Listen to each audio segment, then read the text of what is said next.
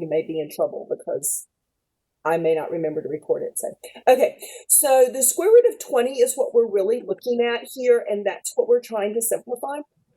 And so what I'm going to do is I'm going to take 20, and I'm going to just come over here to the side, and I'm going to factor it into 2 times 10, and then 10 factors into 2 times 5. And because it's a square root, I'm looking for 2's of things, and so I have 2 2's here.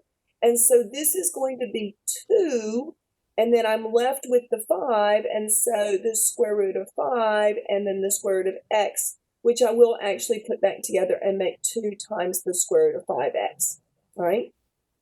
And then I have the 45, and so I'm going to look at 45, and so I'm going to take 45, and I'm going to factor it into 9 times 5, and 9 factors into 3 times 3. Notice I'm ending when I get to prime numbers, and so really what I'm doing is I'm writing this number as a product of primes, and so 3 and 5 are all prime numbers.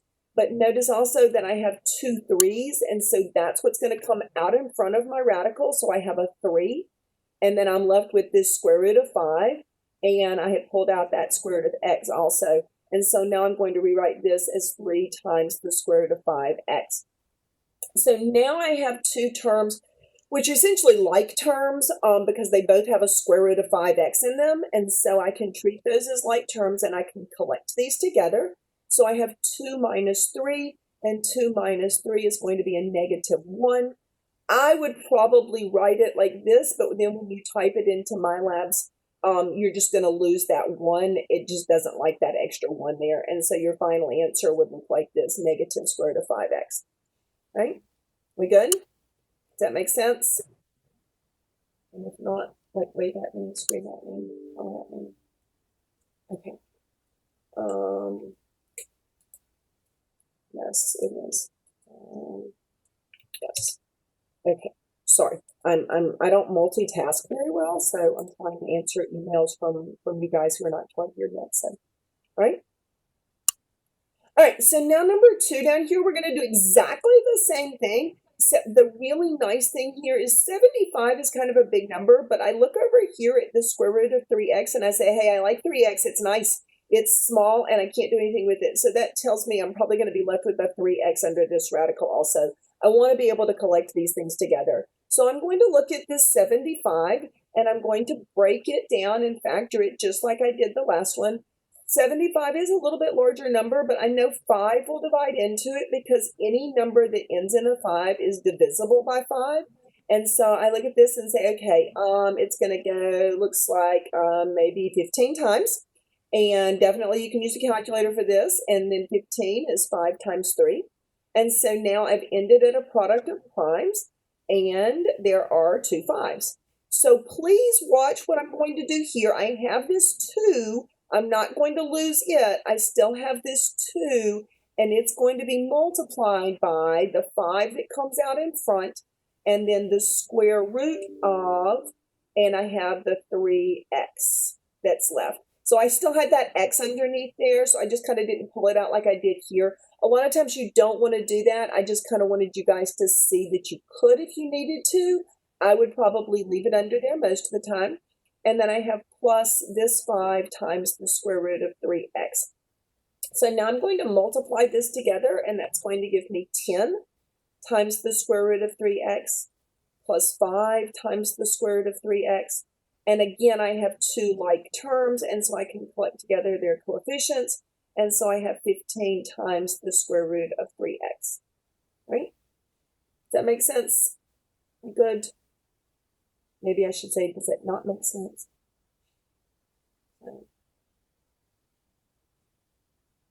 Okay.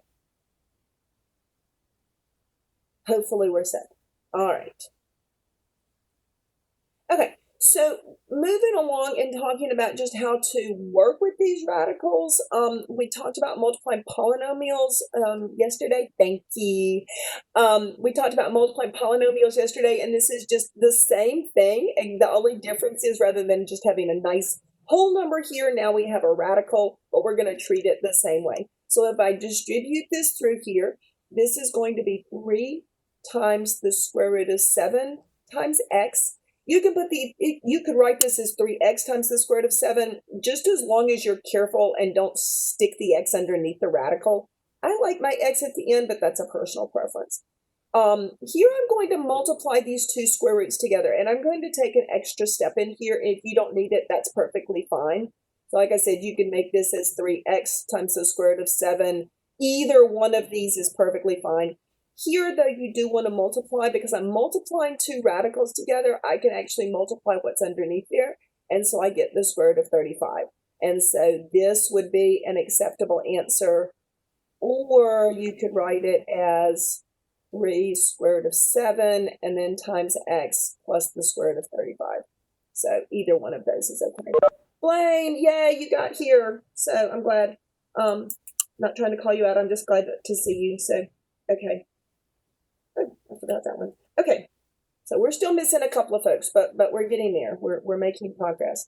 All right, so hopefully we're good on this one. So I guess I kind of like this one better. I like the x at the end, but it feels better there. So, all right. So this next one is, if you remember yesterday, we multiplied two things that turned out to be a difference of squares. And this is exactly the same kind of problem, but I'm going to FOIL this out so that you really see it. But in the future, today even, we're going to use this concept to help us simplify some things. So if you can recognize these guys, and I didn't tell you this yesterday, but these are actually called conjugates. I don't usually use that word. I'm not a big fan of big math words. They're kind of scary, even to me. So I usually don't toss those out.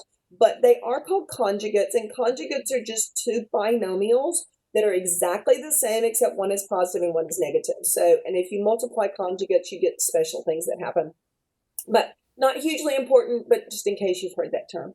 So as I multiply these together, like I said, I am going to FOIL these or use the distributive property. If I multiply the square root of x times the square root of x, I get the square root of x squared. And then I'm going to multiply this, and I'm going to get negative 3 times the square root of x, and then I'm going to get plus 3 times the square root of x, and then my 3 times negative 3 is going to be negative 3 squared, or negative 9. One of the things we looked at yesterday was when I square a square root. Notice, remember, that our variables are positive numbers, and so we don't have to worry about that being an absolute value. If you square a square root, you get what's underneath there. Notice that my middle terms, I have one negative 3 square root of x, one positive 3 square root of x, so those go away, and so I simply have x minus 9, and this is my final answer. Yes, question. Somebody have a question? Okay, I thought I saw a hand or somebody turned blue up here. I know the little box is turned blue. Why did you take away the square from the Hang on, Justin. What now? why did you take away the x squared from the x originally? So you mean here? Why did I turn it into an x? Yes, ma'am. Okay, so what I have here is I've got this square root of x, and then I've got another square root of x because I'm multiplying these two guys together. So my square root of x squared is actually the square root of x times the square root of x. So I could actually rewrite this as the square root of x squared like this.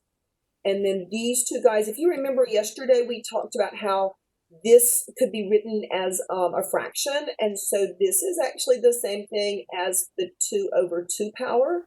And the 2 over 2 power is 1. And so the short way is to say that if I square the square root, I just get what's underneath there. The long way is to kind of go through this process. But so whichever one makes more sense to you. So does that help? Does that make sense?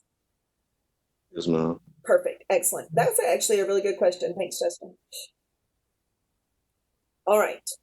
So this is going to be really important. We're going to actually use this concept in just a second. So that makes it kind of nice. So, okay. So rationalizing the denominator. If you took intermediate algebra in the past, then you've actually seen this part of rationalizing the denominator. If not, it's okay. And then we're going to extend that and do some other stuff with it. So to rationalize the denominator, This is just a really fancy word that says we're going to get the square root out of the denominator. Now, if you took a trig class in high school, you probably learned how to do this, or at least learned how to kind of do this.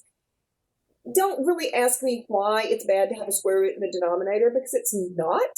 We just in the math world like to make it disappear because it makes us happy. It's just one of those fun things that math people like to do. So I'm going to show you how to do it because it's fun. All right. So to rationalize the denominator, we're going to use that exact same concept that Justin asked about just a second ago. But I'm going to do it with numbers. So let's say, for example, I have the square root of 3 times the square root of 3. Well, this would be the square root of 9, right? And so the square root of 9, we all know, is 3. So what we can say is that if we multiply two identical square roots together, then we get what's underneath there, okay? So the other thing that we're going to use is the concept that you learned probably a long time ago, and that was that if you multiply the top and the bottom by the same thing in a fraction, you don't change its value. And so what we want to do here is we want to pick what's in the denominator, and we want to multiply the top and the bottom of this by what's in the denominator. So in this case, I have a square root of 5. I want to get rid of that square root, and so I'm going to multiply the numerator and denominator by this square root of 5. Why the square root of 5, you might ask? Well, because I want to have something that looks like this, okay? So when I do this, I multiply fractions straight across. So 1 times the square root of 5 is just the square root of 5. And in the denominator, and I'm going to take the long part of this here, this is the square root of 25. And the square root of 25 is 5. So normally I would just go from multiplying these to give you 5, but on this problem I'm going to give you one extra step. This is your final answer. Please be careful because you cannot divide these two 5s.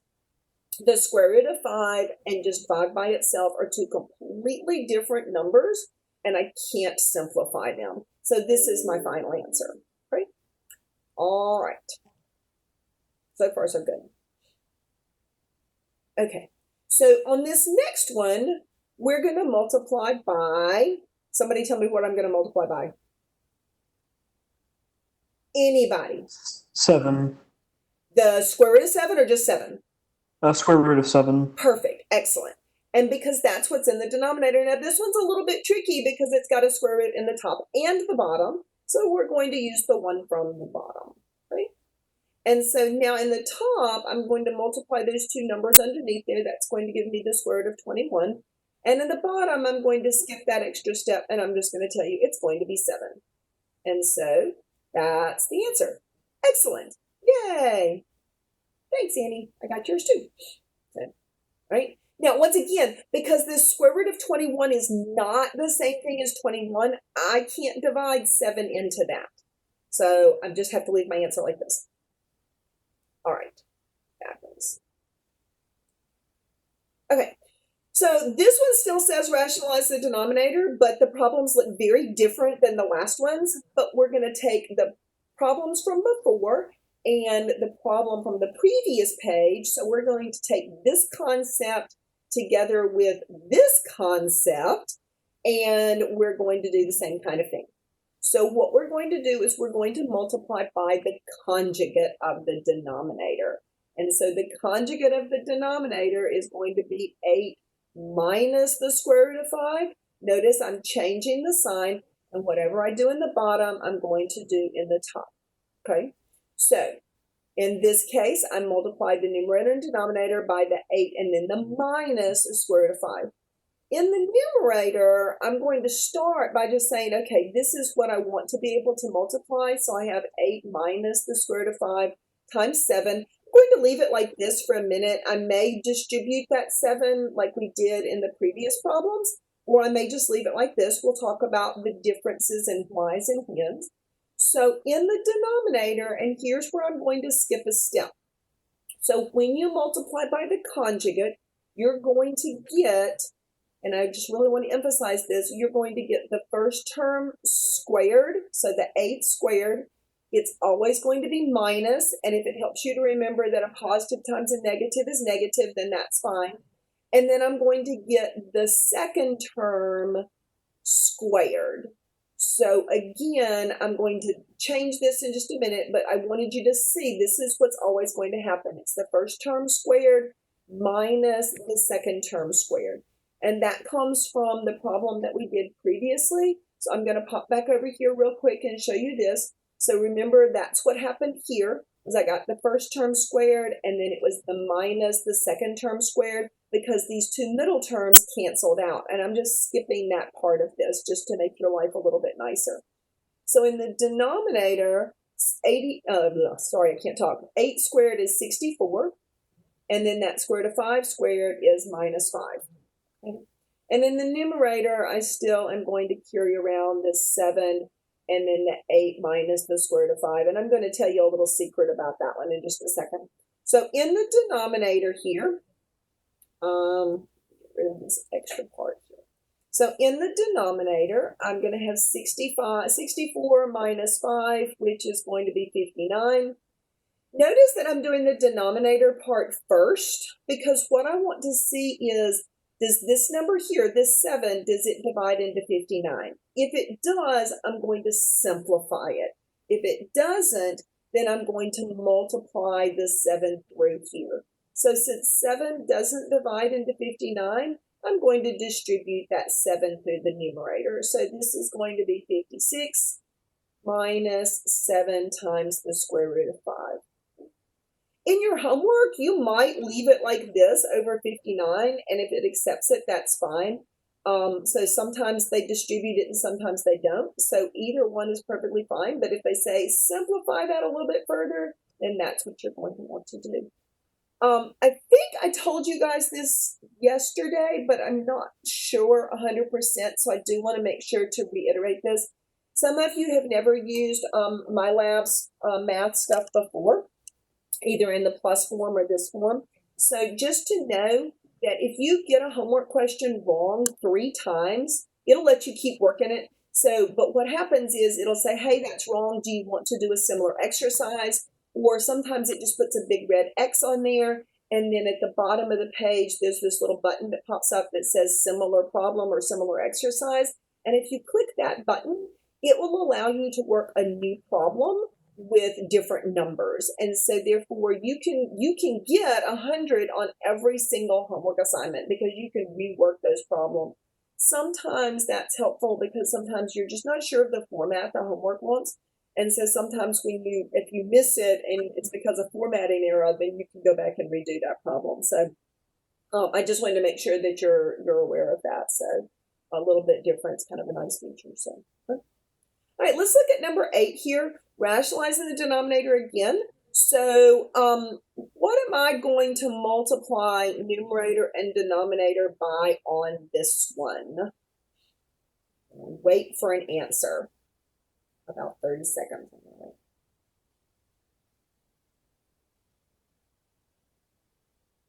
The square root of 3 minus 7. So I'm going to do a 3 minus, the square root of 3 minus or plus? Plus. Plus, exactly. I want to do the opposite. So I'm looking and I see the minus here, and I notice that these two signs are opposite. The reason that they have to be opposite, and this is really important, is because if they're not, then that middle term doesn't disappear. And if that middle term doesn't disappear, then I have messy square roots in the denominator. Yep, square root of 3 plus 7. Perfect. Okay? All right. So if I do that in the bottom, I also have to do it in the top. Okay? So now, I'm going to give you about 10 seconds for you to write this on your paper. Some of you are 5 steps ahead of me, and that's okay. And then I'm going to work it out, and let's see if we get the same thing. Sometimes you're just listening to me and not writing.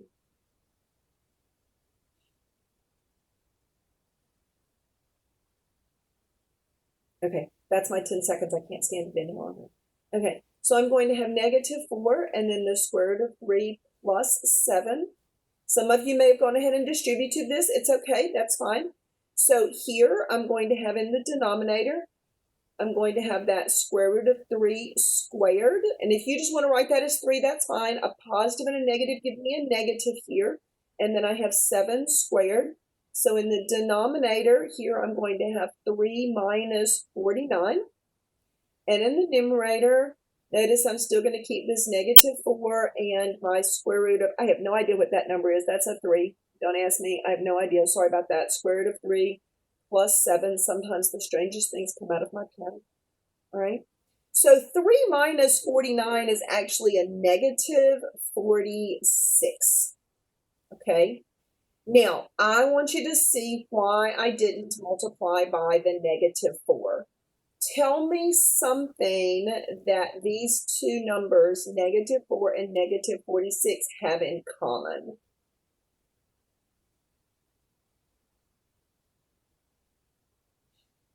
What do these two have in common? They're both negative. They're both negative. Excellent. So I could simplify and divide out the negatives. What else do they have in common? What kind of numbers are 4 and 46? A 2.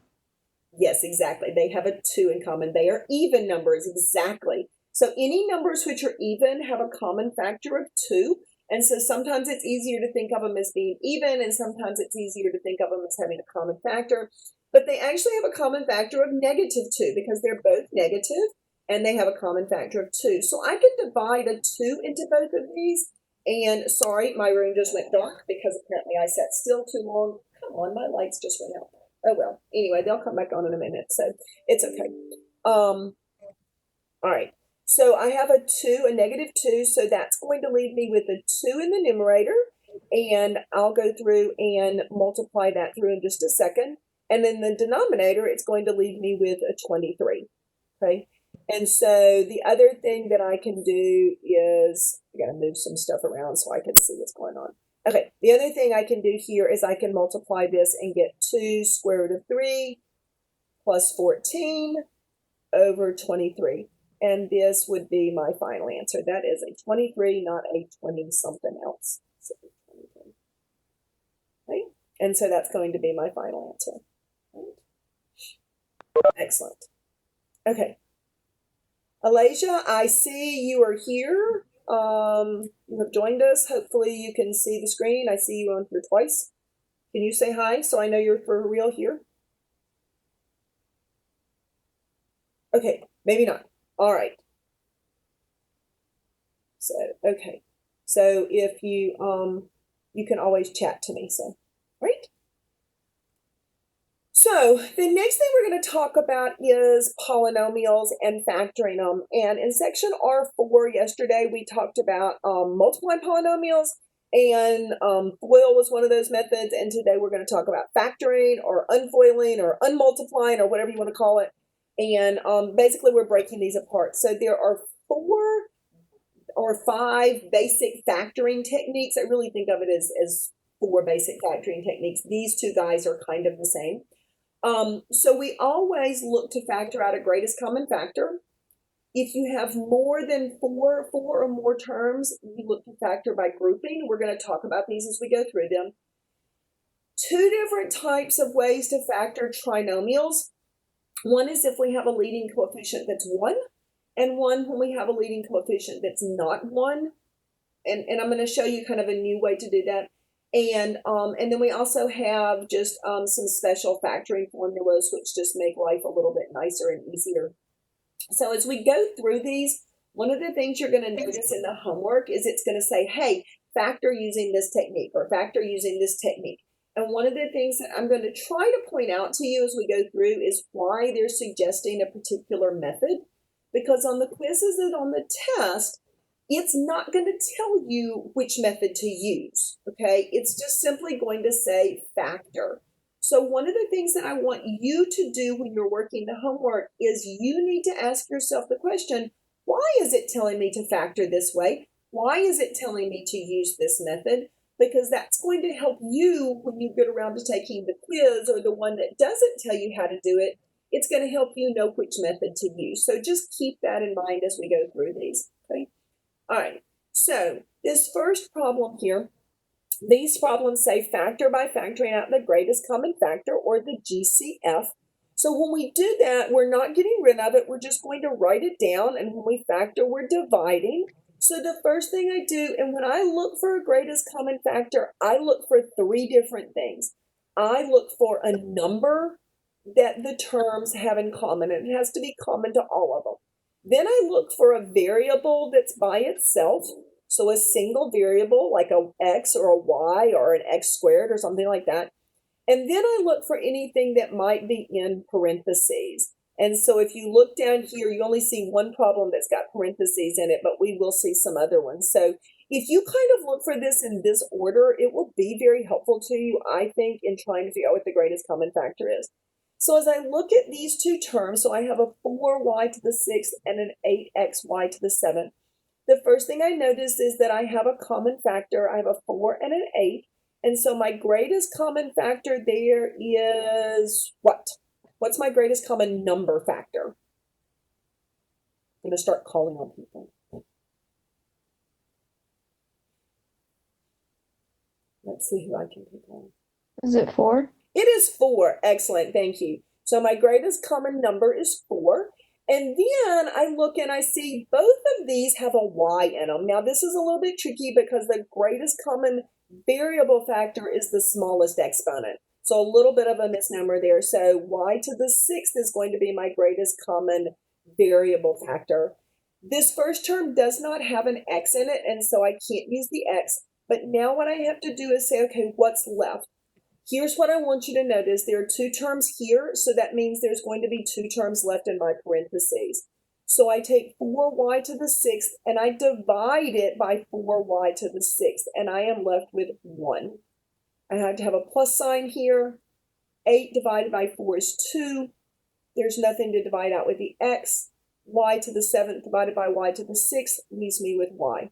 And this, folks, is my final answer, okay? If you are not 100% sure that you have the right thing, come over to the side and multiply those two things together. You can check any of these factor problems by taking this 4y to the 6th or whatever you happen to have in front and multiplying it together with the second part of this. And in this case, I would get 4y to the 6th plus 8xy to the 7th, which is exactly what I started with, okay? So check over to the side, check somewhere so that you make sure you're going to get more comfortable with these. If you don't learn anything else this summer in algebra, learn how to factor, because you are going to continue to use this in just about any other math class that you have to take after this, okay? So please make sure you learn how to factor. All right. So this next one I look and I have three terms. Once again, I'm looking for that greatest common factor because it tells me to, but that just should be something that we kind of automatically go to. So I look and I see a 5, a 30, and a 15. And so my greatest common number here is a 5. All three of these terms have an x. And so the greatest common x term is an x to the second. And so now that's all that they have in common. So now I'm going to end up with three terms back here, or a trinomial. 5x to the 4th divided by 5x squared leaves me with an x to the second power, x squared. Negative 30 divided by 5 leaves me with a negative 6. X cubed divided by x squared leaves me with an x. 15 divided by 5 leaves me with 3. And my x squared completely divides out. And I'll move my parentheses a little bit closer. Right? Questions?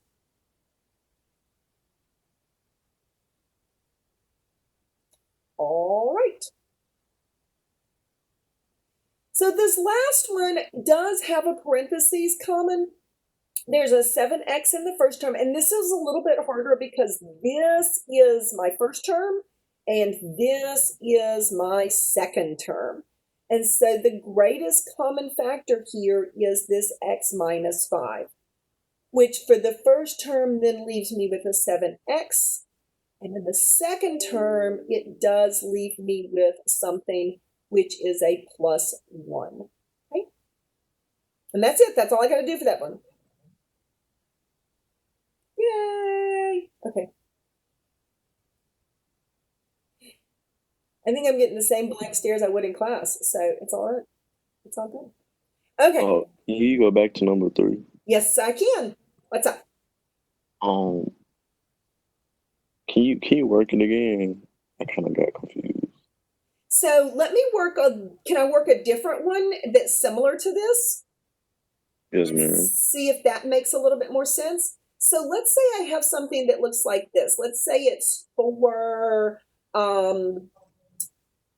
and let's do 4x times y plus 1 plus 3 times y plus 1. Okay? So what's common to these two terms?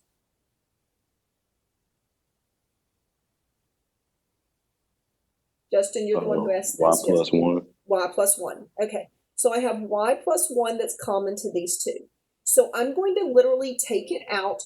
I'm going to think about taking 4x times y plus 1 and dividing out the y plus 1. And that's going to leave me with a 4x. Then I move to the second part. And I'm going to take my 3 times y plus 1, and I'm going to divide out that y plus 1. And that's going to leave me with a 3. Okay? The difference in this problem and this problem is the number that's in front of this x minus 5 is an understood one. Does that help a little bit? Yes, ma'am. Okay. Does that make sense then where I got the 7x plus 1 here? Yeah. Okay. And we're going to actually use this same technique in the next problem when we factor by grouping. So, right? Okay. I see a couple other folks that jumped in here. I see Anastasia. Anastasia, are you here? Can you say hi? Maybe, sort of. Okay. Still missing one person, I think. Okay. All right. So notice that both 4 and 5 have 4 terms. And this is going to be that if it doesn't say factor by grouping, but you have 4 terms, so 1, 2, 3, 4 terms, that's when I want you to automatically think factor by grouping, because that's when you're going to use the factor by grouping. Now, to factor by grouping, we look at pairs. And so what I want you to do is I want you to look at the first 2 terms, and then I want you to look at the second 2 terms. And notice that I'm including that negative sign with the second 2. So once you've figured out the first 2 and the second 2, here's what you need to do. You need to look and see what is common to these first 2 terms. And if I look, I see that this first one has an xy, the second one is a 5x. And so I can see that the x is common to these 2 terms. So when I factor the common term out, that's going to leave me with a y plus 5 in this first pair of terms. Okay. Now I look to see what's common in the second 2. So now I see that this one has a minus 3y and a minus 15, and hopefully you see that they both are negative, and so I can take out a negative 3. Once I factor negative 3 out of this, it's going to leave me with y. Negative 15 divided by negative 3 leaves me with a plus 5. So now the next step is exactly the same thing I did in the previous problems. Once I find a greatest common factor for each pair, now I look for a greatest common factor for each term here. And so now that greatest common factor is my y plus 5. And so I take the y plus 5 out, and then that's going to leave me with an x in the first term and a minus 3 in the second term. And this is my final answer. Okay. Again, you could go over to the side and check this. If you weren't 100% sure, you would check it by taking y plus 5 times x minus 3 and distributing this. And so I would get xy, I would get minus 3y, I would get plus 5x, and I would get minus 15, which is exactly what I have here. It's just in a different order, okay? But it's exactly the same terms, same signs and everything, right? So questions? Does that make sense? There we go. Lights come back on.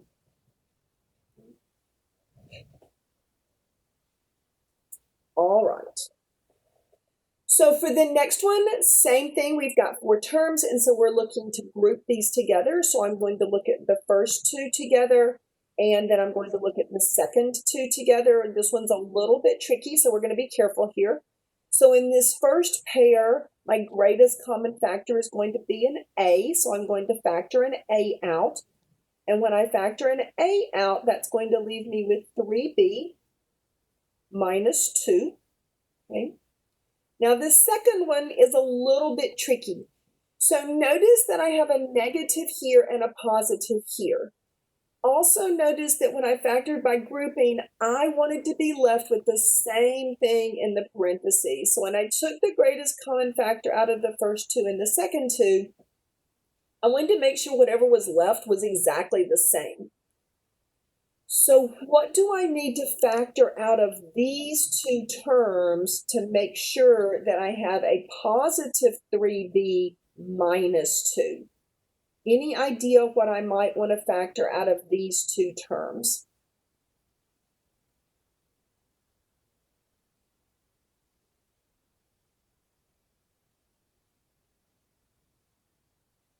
Somebody. Well, tell me what number is common to 12 and 8. We'll start with that. 4. 4. Excellent. Okay. But if I just take a 4 out, that's going to leave me with a negative 3. And it's going to leave me with a plus 2. So let's take a negative 4 out of those 2. All right. And so then I have a negative 12b divided by negative 4. It leaves me with a positive 3b. 8 divided by negative 4 leaves me with a negative 2. And now all of a sudden I have exactly the same thing in my 2 parentheses. All right, so hopefully that makes sense. Exactly. Yes, it actually did have a 2 and a 4 in there. So, and that's a really good point. I'm glad you said that because the 2 is common, but I want the greatest common factor, and that's why I want to take the 4 out. So, but I'm really glad you said that. Thanks, Annie. All right. So now my greatest common factor here is 3b minus 2, all right? And then what I'm left with is a for the first term and minus 4 in the second term. Once again, I can come over to the side if I want to and check these by multiplying them together. I'm not going to just for time's sake, but when you're taking a quiz, homework has the lovely check answer feature, quiz does not, so you might want to check your own answer kind of thing. So. Okay, so these next ones are trinomials, and for the most part, it's kind of a trial and error process. Most people are pretty good when the coefficient here is 1. I'm going to remind you of a couple of things as we do this. Think back to the homework problems, hopefully you started on, where you multiply 2 binomials together. You should get a trinomial. So what we're looking for is we're looking for numbers that are going to multiply together to give me 24 and add together to give me 10. And so I'm looking for 2 binomials, and so I'm just going to go ahead and write down my 2 binomials. I need 2 things that multiply together to give me x squared, and so that's going to be an x and an x. When I have 2 positives, then my binomials both have positives, okay? Positive times positive is plus, positive plus positive plus a positive is also positive. So think about your factors of 24 that are going to add together to give you 10. 2 and 12 doesn't add together to give you 10. 4 and 6 adds together to give you 10. So I have a 4 and a 6. Okay. Again, check. All right. Do not miss factor problems because you are lazy. So you always check. I'm not going to always check these for you, but I'm going to tell you, you better check unless you get these right 150% of the time, you should check. Okay. So when I FOIL this out, I do indeed get x squared, 10x, and plus 24. Okay. Now, I'm going to tell you kind of a little bit of a secret. This middle terms here, this is usually the problem place. So I like to check what I call the OI part. So the outside and inside. So if you check OI, that will usually help you check. Most of the times we're good with what gives me 24, but it's the OI part we have to be careful of. So it's kind of a quick check. Okay? But this is it. That's your final answer. Okay? Number 7, the tricky thing about number 7 is the variable. So be careful. So many times students are like, I know I factored this right. And I look and I'm like, yeah, you've got all the numbers right. And then I look and I'm like, oh, the problem has a Z in it and you put an X in your answer. Yes, question? No, okay. Somebody beeped in. Okay, so just be careful and make sure you put the right variable in here. Okay. The other thing I want you to notice is that there's a minus sign here. Does anybody remember the rule if the last term is positive? What does that tell us about the signs? Are they the same or are they opposites? If the last term is positive. I think it's the same. They are the same. You're exactly right. And they take the sign of the middle term here. So that means that I'm going to have 2 minus signs. Okay, excellent. Numbers which multiply together to give you 28 and add together to give you 11, 4 and 7. There's not a lot of factors of 28. So this would be my factored answer. Most of the time we're pretty good with these that have a coefficient of 1, like I said. So it's usually the ones that don't have a coefficient of 1 where we run into problems. So we're going to do a couple more of these, okay? I'm actually going to give you about 30 seconds here. I'm going to keep an eye on my time and see if you can factor these 2 guys, remembering factoring rules and that kind of thing. So I'll start you off with 2 nice parentheses.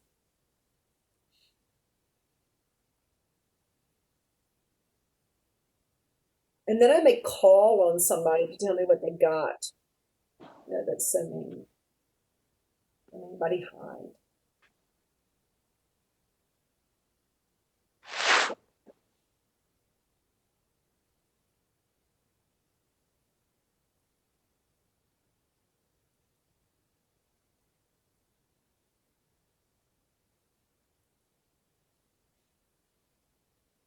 So somebody type in their answer into the chat.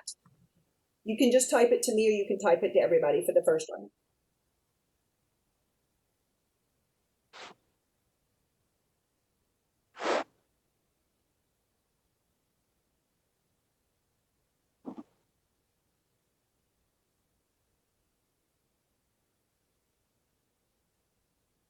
Come on, am I going to have to call on somebody?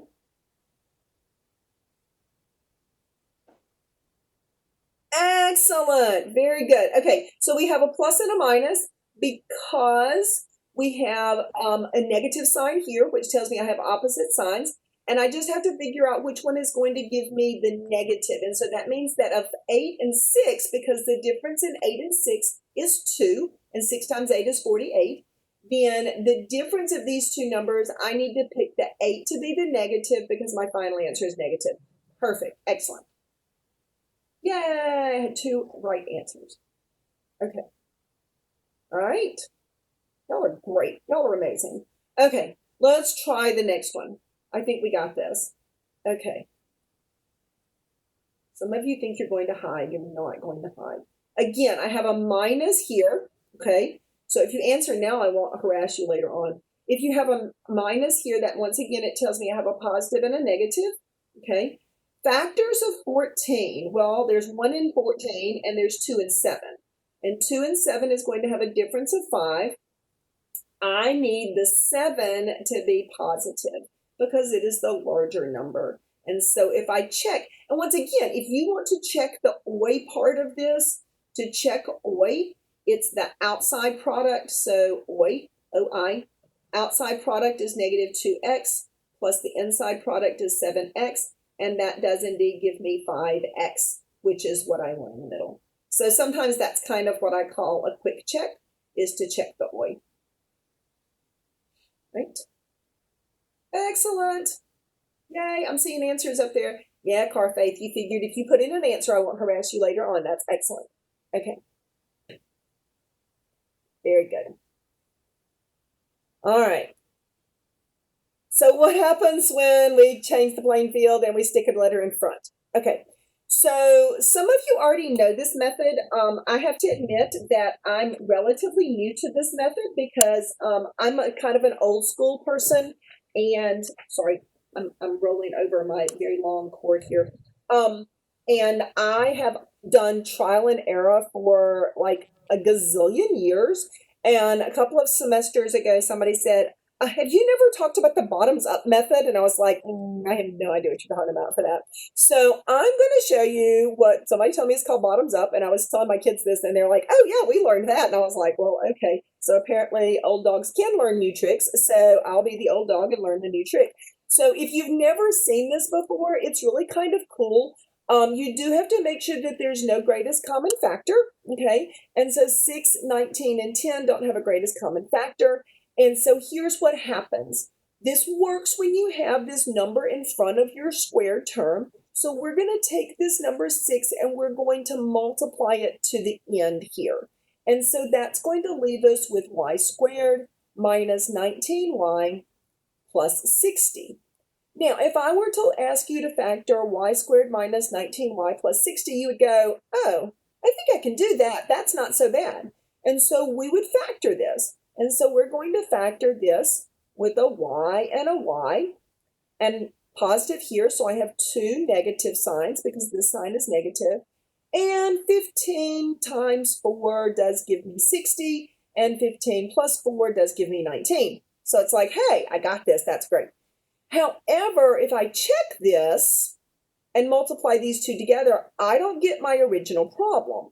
And that's what I have to have.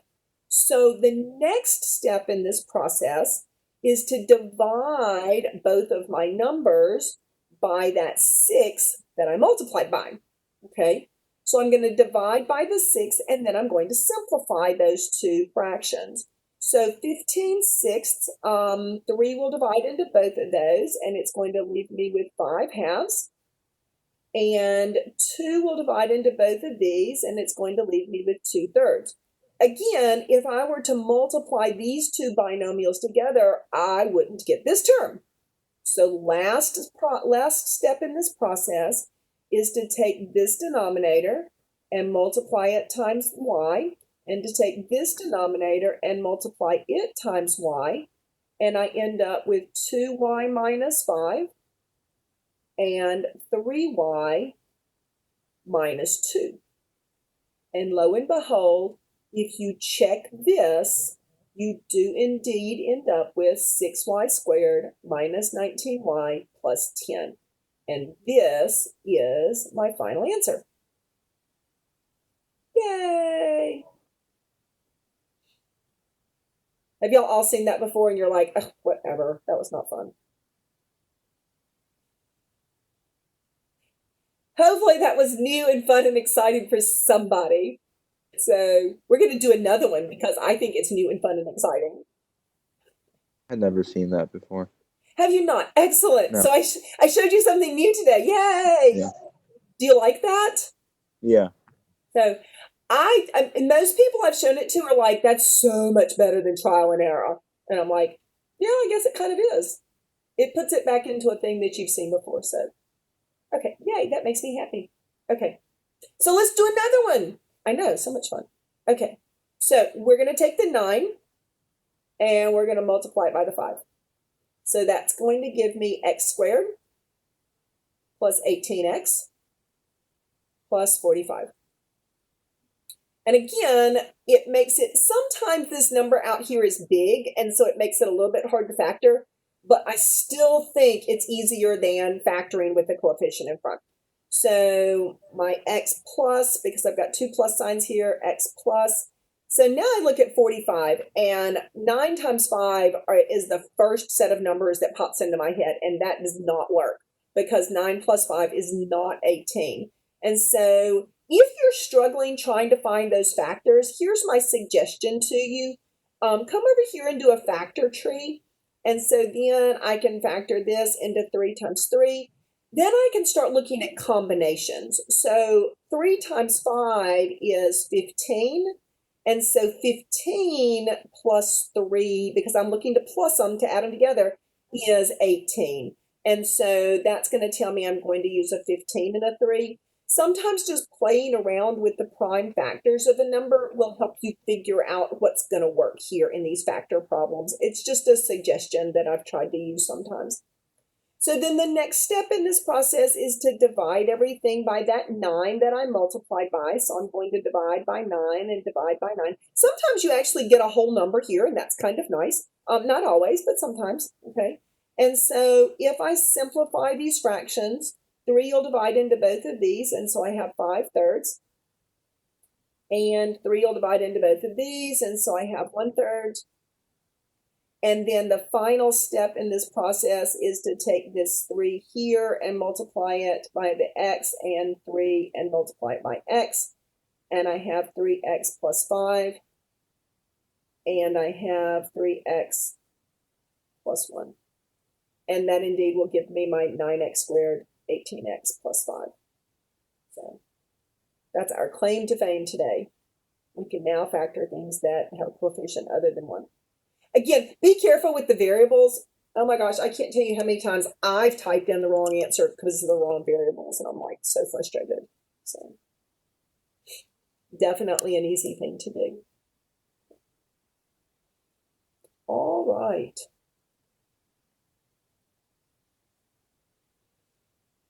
Okay, so these are kind of special problems, but we're going to factor them like we traditionally would, and then I'll tell you what makes them special. So it's a 1w squared, so that means I don't have to go back and do the other thing that I was talking about, that bottoms up. So I can just use the two binomials.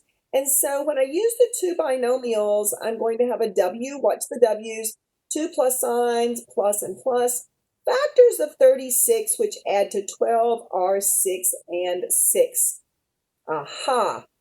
These are the same factors. So another way to write this is to say w plus 6 squared. This first one, this is okay or this is okay. Those are both exactly the same answer. My Labs Plus will accept either one of them. If you happen to recognize this as a perfect square trinomial, what makes it a perfect square trinomial? Well, if you remember yesterday, I think we looked at it like this. I think it was x plus y squared, and this turned out to be x squared plus 2xy plus y squared.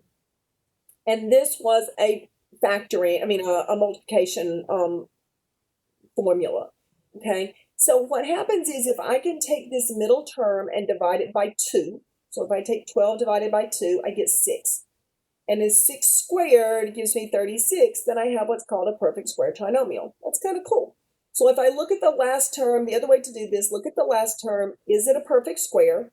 If it's a perfect square, take half of it, and if that's what I get, or multiply it by 2, and if that's what I have from my middle term, then I can factor it like this.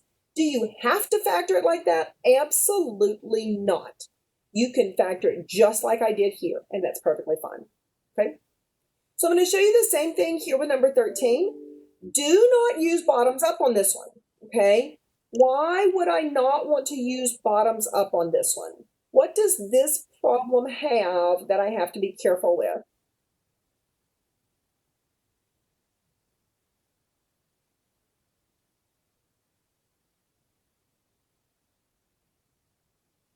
It has a common factor. What's the common factor for these three numbers?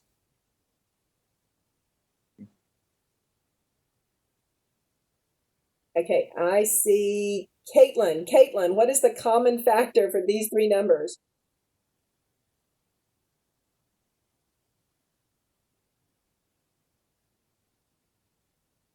3. 3. Excellent. There you go. Okay, it was a nice question. I know I'm giving y'all a hard time. And it wasn't terrible. Okay, so I can take a 3 out of all 3 of these terms. All right. You might recognize that this is a perfect square. Okay, if you happen to recognize that that is a perfect square, then you will probably recognize this as an x and an x and a minus because I have a plus sign here, a minus sign here, and 5 and 5. Okay, this is my set of factors. Don't lose the 3. We can't make it go away. Or you can write it like this: 3 times x minus 5 quantity squared. Okay, either one is fine. Okay, if you recognize it as that perfect square trinomial, that's great. If you don't, it's okay too. But you have to take out that greatest common factor. All right, always look for that greatest common factor. Okay, all right. So these are 3 formulas that you really need to learn. This one is probably the most important. And then these 2 kind of come in a close second. Okay. Yeah, I do expect you to know these. And we're going to talk about how to use them and how to learn them. I'll let you know before the first test whether or not one of these will be on your test. But I expect you to learn them. Okay. So this one will definitely be on your first test. Being able to factor the difference of squares is huge, all right? But we've already multiplied these 2 guys together and gotten squares, so you should be a pro at this by now. Okay, so if I have 2 perfect squares with a minus sign, okay, then they're going to factor into the first term, minus or plus, it doesn't matter. I'm just basically going to take the square root of the 2 ends. One's going to be plus, one's going to be minus. Please note that if I have the sum of 2 perfect squares, this is what we call prime, and we cannot factor it. Okay, so be careful there. All right, I can factor the sum of cubes, I can factor the difference of cubes, I can factor the difference of squares. I cannot factor the sum of squares, not using real numbers. Okay, so just be careful there. All right. So most of you have seen this before, and we're going to put this into practice. The sum of cubes and the difference of cubes, I'm going to show you how to use those when we actually get to them. But they're pretty nice little formulas. Notice that what I do want you to see on this page is that when I have the sum of cubes, my binomial has the same sign. My trinomial has the opposite sign, and the last sign is always positive. Same thing for the difference of cubes. My first binomial has the same sign, so it's a minus sign. The first sign in my trinomial is the opposite sign, but the last one is always positive. And these spell soap. So same sign, opposite sign, always positive. Okay? All right, so let's try to use those. So here is my square, and 121 is also a perfect square. So this is the difference of squares formula. I'm going to write it up here and show you how to use it. So a squared minus b squared on the previous page said we factor into a plus b times a minus b. It doesn't matter which one comes first and which one comes second. So when I get ready to factor this one, 2 binomials, the first term is an x because there's an x. I have 1 plus and 1 minus, and the square root of 121 is 11. And that's it. Very nice, very nice. I may have this one over here in a minute, but I'm going to give you 14b just for the fun of it. Let's say I have 16x squared minus 81. 16 is also a perfect square, and so is 81. And so this, again, 2 binomials. The square root of 16 is 4. Don't forget the x. So I have a 4x and a 4x, plus and a minus. Again, it doesn't matter what order I put those in. Square root of 81 is 9. Okay, so a little bit of a different twist on that, so just be careful. Okay, sum of cubes. Again, I'm going to write the formula out because I really want you to see how this works. So a cubed, b cubed factors into a, because it's plus b. Now, here's where I get the formula. So I'm not memorizing it from the previous page. I just want you to see what happens. So I figure out what these 2 numbers are. This first term is going to be this first one squared. So I square a. opposite sign, so it's got to be a minus. I multiply these two together. Literally, whatever those two things are, I'm going to multiply them together. And then the last is always positive, and it is going to be b squared. So I square the first one, I square the second one, put those at the ends, and then the middle term is opposite sign multiplied together. Okay. All right, so with that in mind, I have a binomial times a trinomial. Sign in the binomial is going to be positive. First term is x. Cubed root of 125 is 5. Okay, so I've got my cubed root here, and so I've got my two numbers, right? So the first part of my trinomial is I take this first term and I square it. So I have x squared. The last term in my trinomial is plus 5 squared. The middle term is going to be negative, and I'm going to multiply these two together. And I just write them so that the 5 comes before the x, and it doesn't matter. So, okay. I don't know why I can't get my lights to come back on. I can't see in the dark one. It's okay. It's all good. Right? Questions about this one?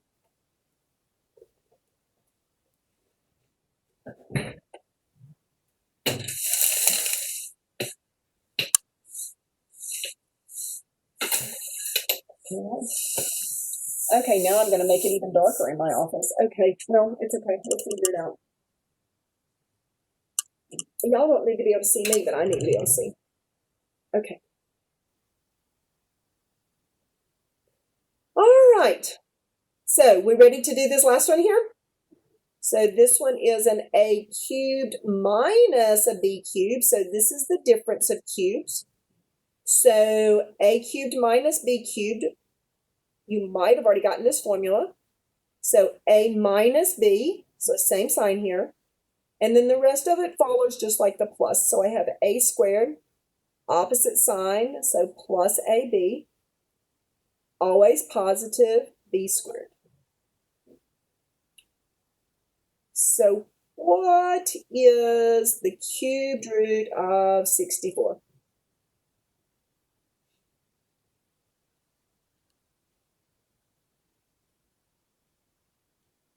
Y'all like killing me this morning. It's 4. 8.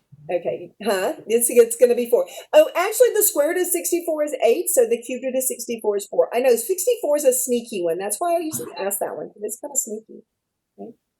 So I'm going to square x, change my sign, so I have plus 4x, always positive. 4 squared is 16. Questions?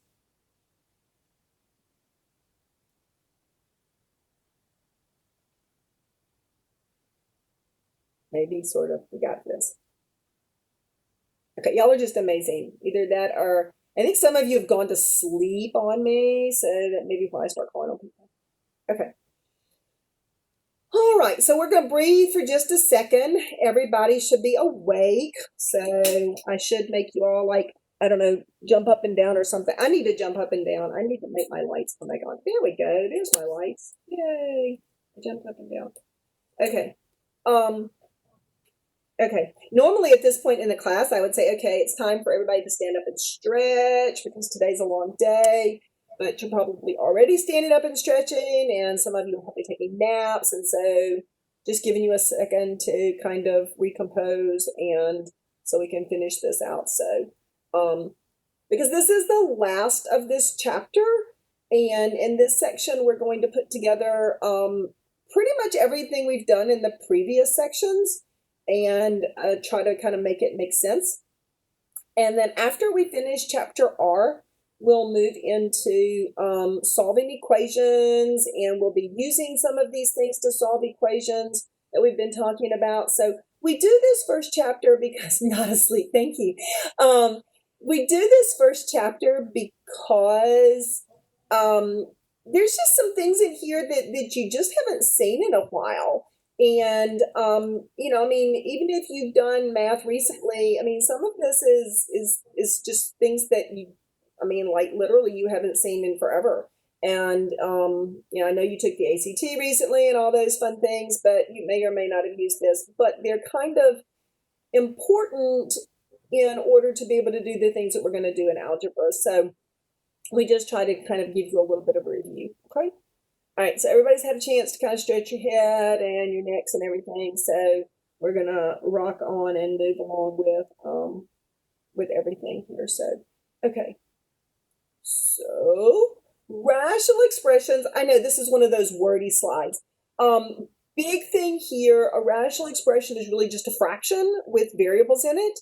The big part is that in the rational expressions, the value of the variable making the denominator 0 must be what we call a restricted value. So we can't use anything that makes the denominator 0, all right? So be very careful here. We'll talk a little bit about restricted values in the first couple of problems.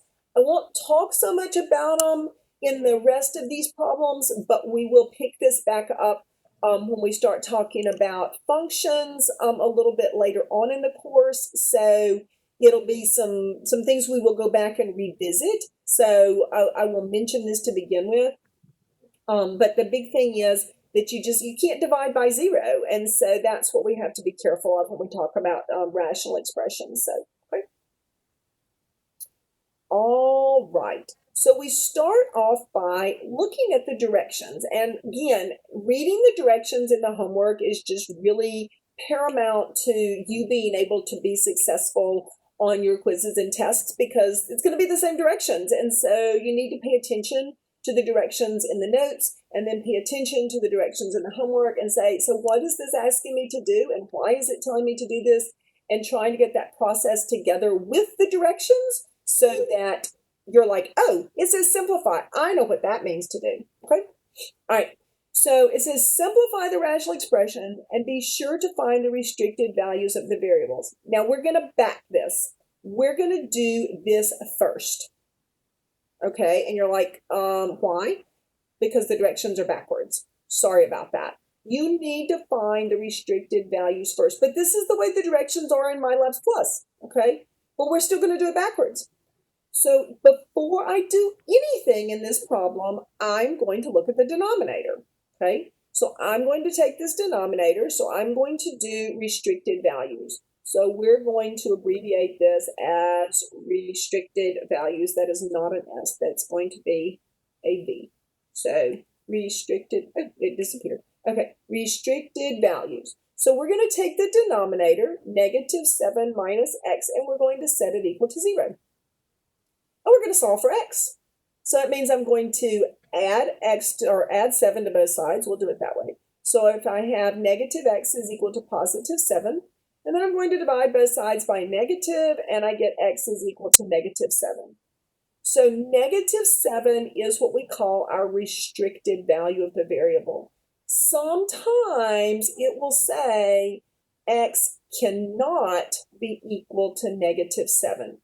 Because this is my restricted value, then that means that x can't have that value. And so sometimes the homework will say, what is the restricted value? And you will type in -7. And sometimes it will be like a pull-down menu where it will say x is not equal to -7. So just note that being able to say that the restricted value is this, or that x can't be equal to this, it's the same thing, okay? The restricted value is any value which makes the denominator of a rational expression 0, right? So we found the first part. So now we want to go about simplifying this. So the second part of this is to simplify. And to simplify, we want to factor. So when you see the words simplify, you want to, in a rational expression, you want to factor first. So you want to factor before you do anything else. Simplify usually means that in a rational expression, simplify usually means that we're going to divide something, but we can't divide things unless we have things that are multiplied. You can't have things that are multiplied unless you factor. So we factor to begin with. That's going to be the first thing we do. So a nice kind of practice on what we've just finished doing. So x squared minus 49 is the difference of two perfect squares, and it is going to factor into x plus 7 and x minus 7. Once again, it doesn't matter what order we put these in. The denominator doesn't have either one of those, but it's very close. The denominator does have a common factor, and that common factor is actually a -1. So I'm going to factor a -1 out of both of those terms. That leaves me with a +7 plus an x. Now, x plus 7 and 7 plus x are exactly the same thing. It doesn't matter because I'm adding those two things. The order doesn't matter. And so now I factored, so I have things that are multiplied. If I have things that are multiplied, I can divide them. So I can divide x plus 7 and 7 plus x. And that's going to leave me with an x minus 7 in the numerator and a -1 in the denominator. I don't like that. You don't like that. It feels very awkward. You're trying to balance this whole thing sitting on this -1. So we're going to rewrite this, and I want you to notice what I'm going to do. I'm going to put a parenthesis around this x minus 7 because this negative is affecting both pieces. The other thing you can do is you can distribute that negative and make it -x plus 7. So either this version is acceptable or this version is acceptable. Please be careful though and make sure that either it's been distributed so you change both signs or that you put it in parentheses out in front. That's a huge, huge game changer there, okay? Now, backtracking just a second, why, hopefully, maybe you know this, why do you think I chose to find the restricted values first? Well, if I hadn't found the restricted value first and I simplified it, there's no denominator in this simplified version. And so if I don't have a denominator, then it's hard to find the restricted value, okay? So that's the reason we find the restricted value first, because otherwise you simplify it and you might get rid of the denominator.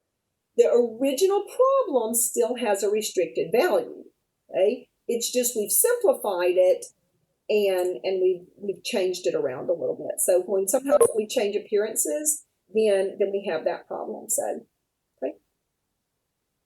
All right, questions?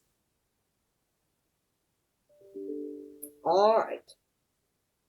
Okay, so number 2 down here, we see an x cubed minus a 125. That should invoke positive memories of the last couple of slides where we did a difference of cubes.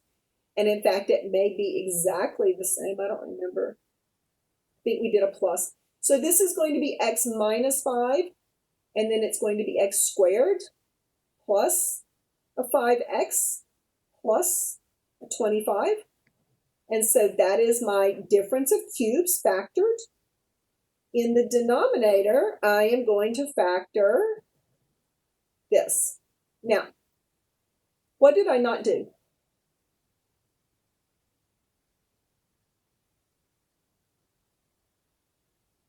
Anybody want to help me out? What do I need to do before I do anything else?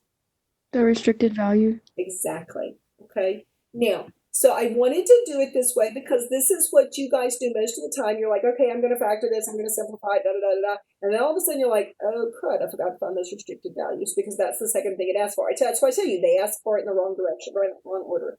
But it's okay because at this point, I can still find those restricted values. So I'm still worried about what makes the denominator 0. So I guess my point is that you can always go back to your factored form as long as you can see that factored form.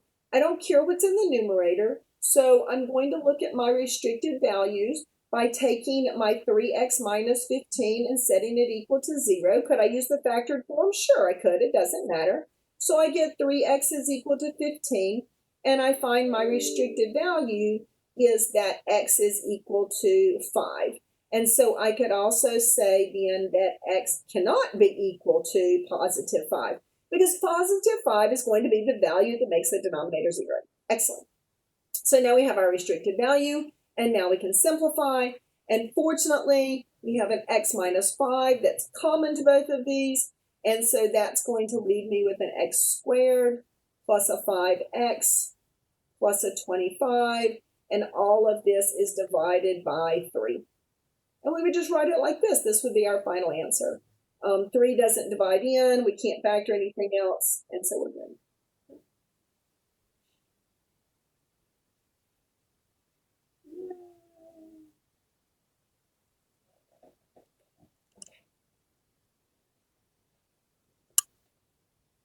All right. So let's go on to the next one. I didn't need to write there. Sorry. Crazy things happen. Okay.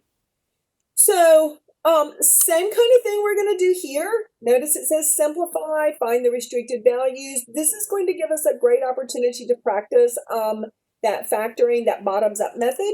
So let's start with our restricted values, and this is going to be helpful in a couple of ways. So to find those restricted values, we're going to take this 2x squared minus 7x minus 30, and we're going to set it equal to 0, but let's factor it first. So again, so we're going to take x squared minus 7x, and we're going to multiply this 2 times 30. So I'm going to have minus 60. Now that's a big number, but it's going to be fine, I promise. All right.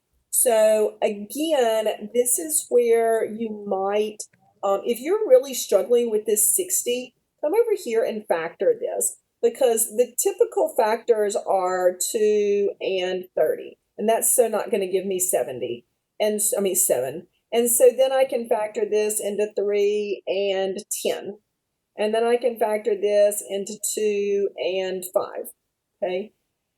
And then you can kind of play with these. 6 times 10, that's not going to give me 7, all right? However, let's look at these numbers. 3 and 5 gives me 15, and 2 times 2 gives me 4, and look at those, and 15 times 4, that doesn't give me 7, okay? That's not going to work either. So then I start looking and saying, okay, somehow I've got to be able to come up with something that's going to work here. So, well, I've taken all of these. Well, let's take all 3 of these numbers. 2 times 3 times 2 times 3 times 2 is 12. And so 12 times 5 is 60. And remember, I'm taking the difference because I have one positive and one negative. And lo and behold, this difference is going to give me 7. So I'm going to have a minus 12 and a plus 5. And that's going to give me my negative 7. So, but I can't simply use these. Remember, I have to go back and I have to divide everything by 2. And this is actually a great example of what happens when I simplify. So I have an x minus 6. Notice I don't have a denominator there. And an x plus 5 halves. That doesn't simplify. But I can take my 2 here, multiply it by x. And so I have 2x plus 5, and I have x minus 6. And so those are actually going to be the factors of this denominator. I know that was like crazy stuff, okay? But in order to find the restricted values, and here's where we have to take this, and now we've done part of the factoring also. To find our restricted values, we have to say, well, if 2x plus 5 is equal to 0, that's going to be a restricted value. And if x minus 6 is equal to 0, that's going to be a restricted value. So my restricted values are 6 and negative 5 halves. Because remember, I'm setting these equal to 0 and solving for x. So these are my 2 restricted values. These are the 2 values that x can't be equal to. So that's probably the hardest one of these that we do, just because it's very messy in terms of the factoring. But that's what you're going to do on these, is to factor that. Okay? All right. So with that in mind, I'm going to try to make your life a little bit nicer as far as the factoring of this is concerned. So for the second part of this, to simplify, we do need to factor. Well, we've already factored this, and we know that this denominator factors into 2x plus 5 and x minus 6. Now here's a secret. All right. My secret is that something is going to divide out, okay? Guaranteed, I'm not going to give you a problem where nothing divides out. I know that I'm probably going to have a 2x here, okay? So chances are I'm going to either have an x minus 6 or a 2x plus 5. Just a thought, okay? But we'll come back to that. So sometimes I like to give you a little teaser there. All right, so let's look at factoring this 2x squared minus 9x minus 35, remembering our bottoms up method that we just talked about. So 2 multiplied here, this is going to give us x squared minus 9x minus 70, and you're thinking, oh my gosh, 70 is a horrible number to have to work with. That's a pretty good sized number, you are correct.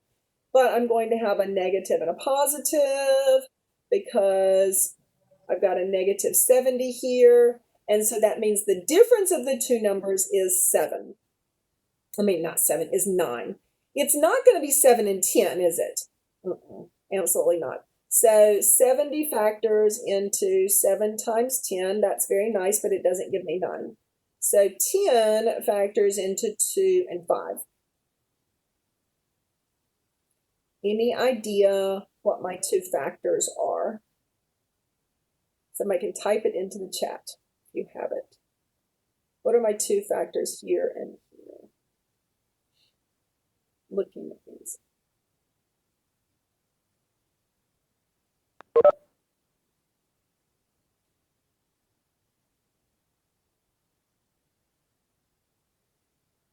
If you're wrong, I promise not to scream. You can just type it to me personally. Is it negative 14 and positive 5? It is exactly negative 14 and positive 5. So I have a 14 because 2 times 7 is 14, and 14 times 5 gives me 70, and it's negative 14 because I need a negative 9.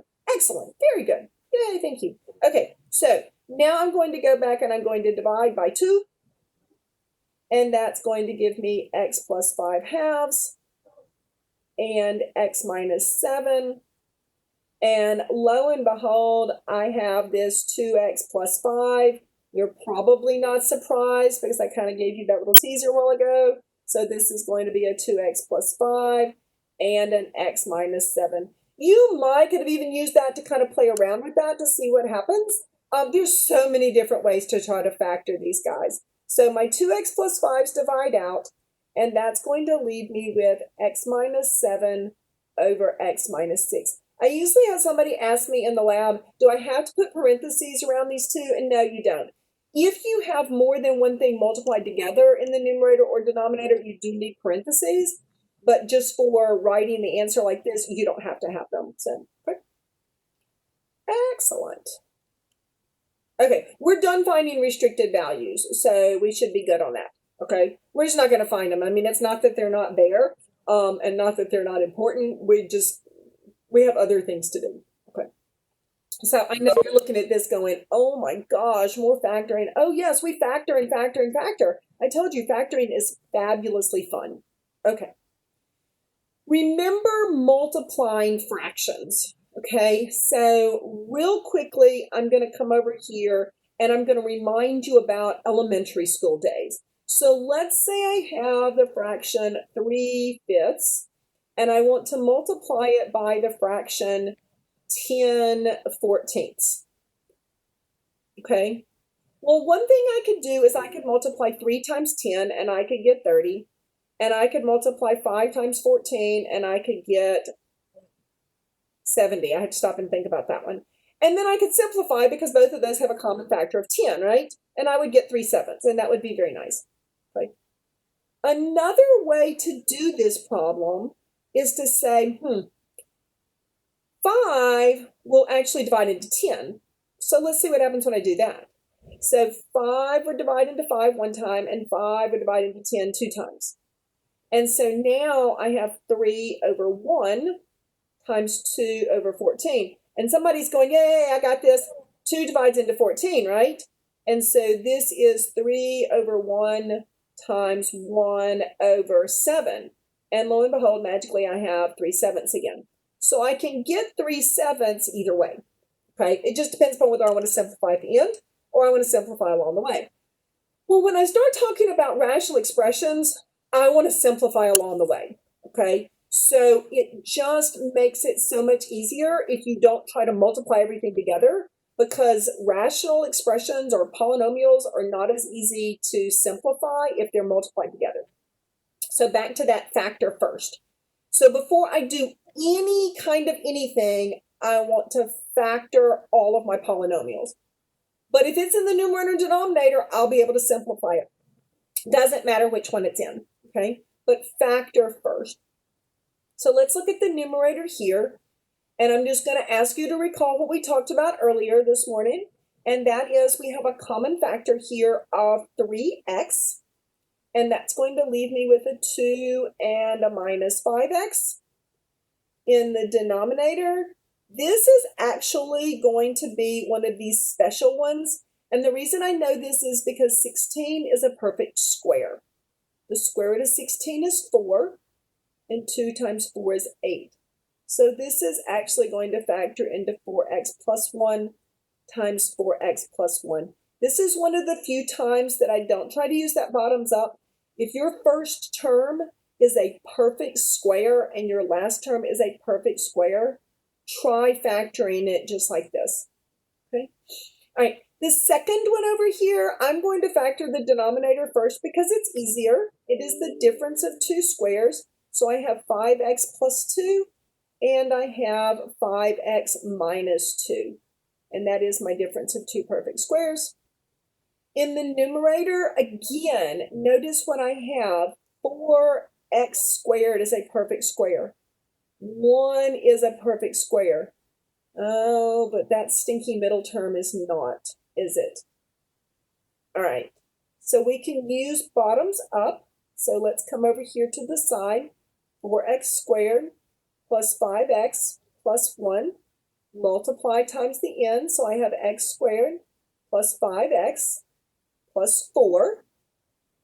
This is going to factor x, and 1 and 4 is going to give me 5. Dividing both of these pieces by 4, remember? So I can kind of run it through it a little bit more quickly now. So that's going to be x plus 1 and 4x plus 1. And if you can do the factoring without using that, that's perfectly fine. So, but these are going to be my factors. Okay? And so now I say, okay, there's got to be things that simplify. Nothing simplifies within each fraction, but my 4x plus 1 will simplify with one of these two, just one of them. So here's the thing I really wanted to get to with these problems. Look at 2 minus 5x and 5x minus 2. Okay, so it's time for another side note.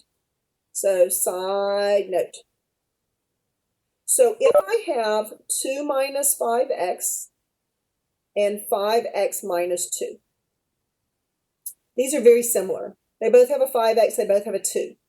But they're flip-flopped and there's a minus sign in there. So here's what I'm going to tell you to do. Let's factor a negative out. If I factor a negative, that gives me negative 2 plus 5x. So far, so good, hopefully. In the numerator, this gives me negative, and I can flip-flop this and make it 5x minus 2. And I have 5x minus 2. I'm going to tell you the shortcut in just a second. This simplifies and leaves me with negative 1. Always. So here is the shortcut. So note, shortcut. Shortcut. If I have something minus something else, and I flip-flop that, so a minus b over b minus a, literally the same pieces, they're just flip-flopped with the negative sign, this always becomes negative 1. Always. Absolutely always. Okay? So it factors completely out, leaves me with a negative 1. So with that in mind, this term and this term leave me with a factor of negative 1. Okay? And so what that does is it leaves me with negative 3x times x plus 1 in the numerator. And the denominator, I have 4x plus 1 times 5x plus 2. Okay. And that's going to be my final answer there. Right? Questions, questions, questions. Okay. So we're getting really close. I want to do one more of these, and then I think what I'm probably going to do is I will postpone homework and quiz number 1 to be due Thursday. What that means is you're going to have back-to-back assignments due. You're going to have a homework and quiz due on Thursday and then one on Friday, because we won't have any trouble getting through that material for the Friday quiz by the end of the day on Thursday. But I'm going to finish up this section tomorrow because, like I said, we're just running a little bit close on time, and I don't want you to have to do this on your own. So I'll just postpone that back. You may can work on it and finish it, and that's amazingly great. And you may just want to wait and take the quiz later. But I'll finish section R7 at the first of class tomorrow. And then, like I said, I'll postpone that homework and quiz to be due on Thursday. So you'll have the one due on Thursday and then one due on Friday of this week. So anyway, you can see all these due dates are in the calendar, but you know they're subject to change depending upon the whim of the world. So anyway, okay, so let me finish this one. Let's do this one. So this one also factors, this is the difference of two squares, and so that x squared minus 9 factors into x plus 3 and x minus 3. And in the denominator, I have a 15. I like this one, it's a little bit nicer. In the numerator on this one, it's going to factor, and it's just a nice practice on factoring. So I'm going to have a plus 4 and a minus 3 to give me negative 12 and a positive 1. And then in the denominator, I have that nice 9 here and 2 minus signs, so minus 3, minus 3. And I can see very lovelily that x minus 3 divides out. This x minus 3 divides out with this one. And so what I'm left with then is I have that 15 I'm stuck with in the denominator. But this is a case where I would make sure that I put both of these terms in parentheses in the numerator over 15. You don't need to multiply this out. You can leave that in factored form as x plus 3 times x plus 4. You do not need to multiply that together. So this would be my final answer. Okay, guys, I'm going to stop here. Tell me if you have any questions that we need to talk about before I turn you all off and tell you to go work on your homework.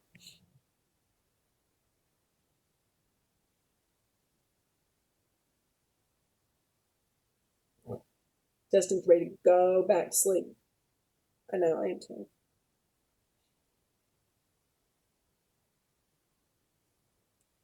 All right, excellent.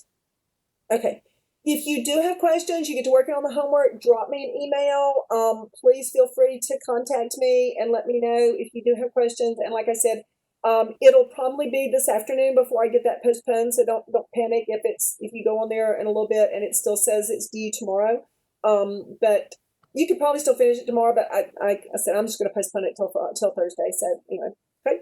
All right, guys, y'all have a great day. If you came in late, stick around for a second and chat with me and make sure that I got you marked present. So if you came in and I didn't call roll, or if I spoke to you and you didn't speak back to me, I got a couple of people that I'm not sure if you showed up.